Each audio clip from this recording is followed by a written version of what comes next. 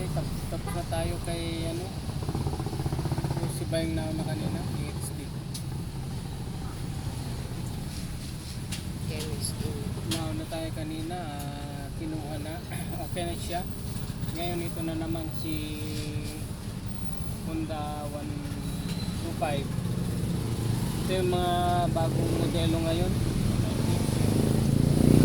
Si TMX 125. Halos hindi sila nagkakalayo ng ano, ng problema. Pati siya kalaan na basi. Halos hindi sila nagkakalayo ng problema.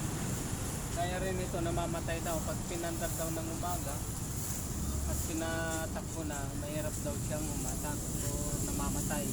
Kaya hanapin natin kung ano yung problema niya.